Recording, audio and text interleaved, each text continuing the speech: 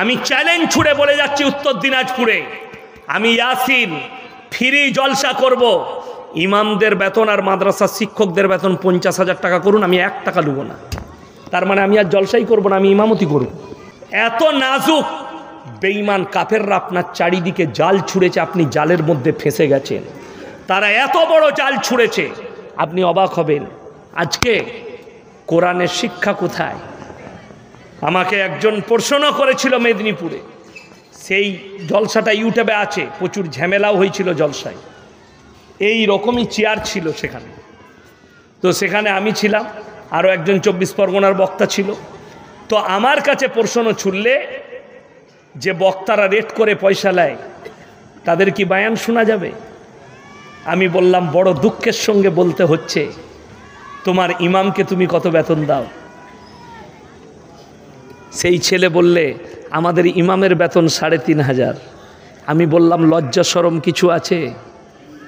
তোমার বাড়িতে প্রত্যেক দিন 300 টাকা খরচ, আর ইমামের 100 টাকা খরচ। তোমার বাড়িতে রাজমিস্ত্রি কাজ করবে 500 টাকা। আমি চ্যালেঞ্জ ছুড়ে বলে যাচ্ছি, উত্তর দিনাজপুরে আমি ইয়াসিন ফ্রি জলসা করব। ইমামদের বেতন আর মাদ্রাসার শিক্ষকদের বেতন 50,000 টাকা করুন, আমি 1 টাকা নেব না। তার মানে আমি আর জলসাই করব না, আমি ইমামতি করব। কথাটা বুঝতে পেরেছেন না পারেননি? আমি আর জলসাই করব না, ইমামতি করব।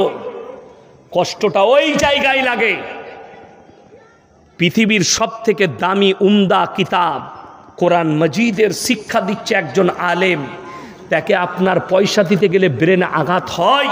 অথচ একটা মাস্টার একটা বাংলা খালি পড়াবে আপনার সন্তানকে, টিউশন পড়াবে, তার মাসে বেতন হচ্ছে 500 টাকা। অঙ্কটা পড়িয়ে দিবে 600 টাকা নিবে। আপনার সায়েন্সটা, আপনার ইটা পড়িয়ে দেবে, ইংরেজি পড়াবে 700 টাকা নিবে। আপনার গায়ে লাগে না, না মাস্টার দারুণ ভালো, ও 800 টাকা বললো ওর কাছে পড়াবো। তুমি আল্লাহকে মহব্বত করো, তুমি নামাজ পড়ো, তুমি ধোঁকাবাজ, তুমি প্রতারক, তুমি আল্লাহকে ধোঁকা দিচ্ছ। যদি বলেন কোরআন শিক্ষার জন্য পয়সা লাগবে, কে বলল? তাহলে তোমাকে স্কুলে পড়িয়ে বেতন নিতে হবে, কে বলল? কোথায় লেখা আছে? কোন হাদিস আমাকে দেখাও। কথাটা বুঝতে পেরেছেন না পারেননি? যদি বলে হাদিসে কোথাও লেখা নেই যে নামাজ পড়িয়ে মাদ্রাসায় পড়িয়ে পয়সা দিতে হবে, আমি মেনে নিলাম।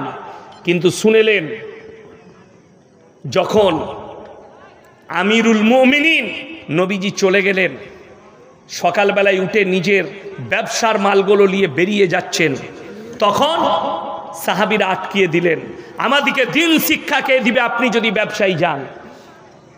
আমিরুল মুমিনিন বললেন, আমার সংসার কিভাবে চলবে? সাহাবীরা মাশওয়ারা করলেন, আমরা বাইতুল মাল থেকে আপনাকে ভাতা দেবো সংসার চালানো। বললে তাইলে আমার কোনো অসুবিধা নাই। বেতন শুরু হলো, আর আপনি বলছেন কোরআনে হাদিসে কোথায় আছে? কোথায় লেখা আছে? একটা মাদ্রাসার শিক্ষক 24 ঘন্টা মাদ্রাসায় ডিউটি দেয়, ঠিক বললাম না ভুল বললাম? তাকে আপনি 10,000 বেতন দিতে পারেন না, আপনার লজ্জা হওয়া দরকার। অথচ একটা মাস্টার বেলা 11টায় স্কুলে ঢুকে, 11, 12, 1, 2, 3, 4, 6 ঘন্টা থাকে। 6 ঘন্টায় তার বেতন 75,000। আপনি ইনসাফ করে বলবেন 6 ঘন্টায় 75,000 টাকার পড়ানো হয়? কথা বলে না? যদি 6 ঘন্টায় 75,000 টাকা লাগে মাসে, তাহলে জেনে রেখে দিবেন যে 24 ঘন্টা ডিউটি দিচ্ছে, তাকে 75 লাখ টাকা লাগবে হিসেব করে। ওই জন্যে ইনসাফ করুন। যদি আপনার মনে হয় আজকে বক্তারা কেন পয়সা নিচ্ছে, আপনি অনুভব করতে পারবেন না।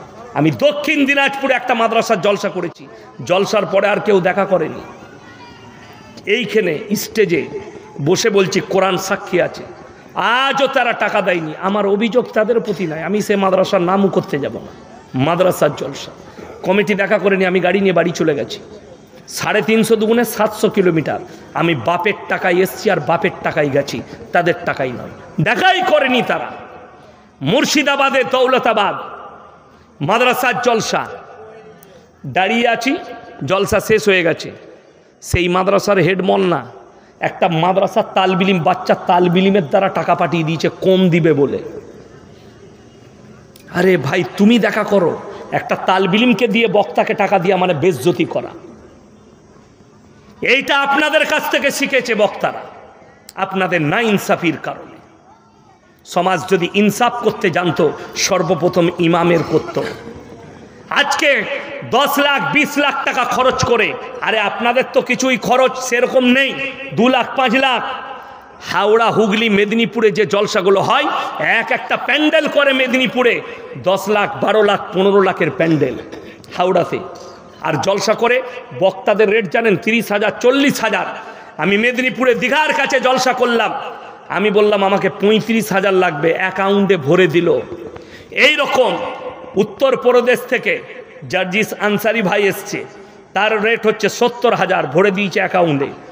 গুজরাট থেকে কারি আহমদ আলী এসছে, 1.5 লাখ টাকা ভরে দিয়েছে অ্যাকাউন্টে।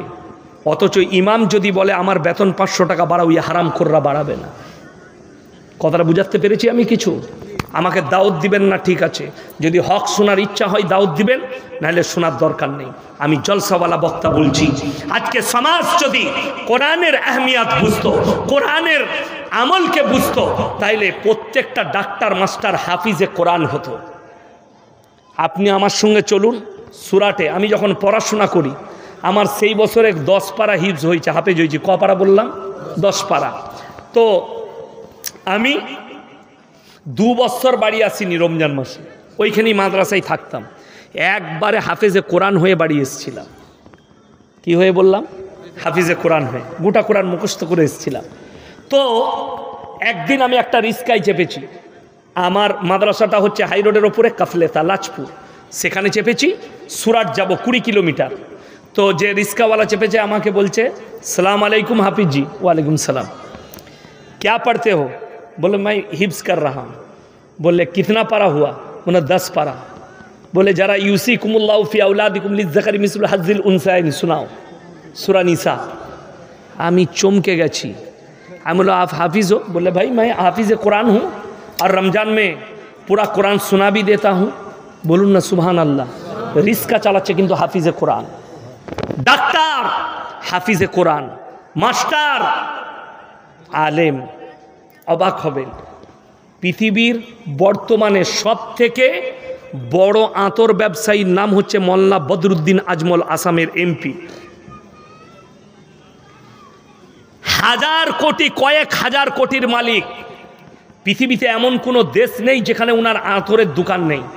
কাবা ঘরটা যার আতর দিয়ে ধোয়া হয়, কাবা ঘরটা যখন ধৌত করা হয় আজমলের আতর দিয়ে ধোয়া হয়, ওই বদরুদ্দিন আজমলের আতর দিয়ে ধোয়া হয়। শুনেলেন তিনার ছেলেরা আলেম, করোড়পতি, গাদা স্কুল।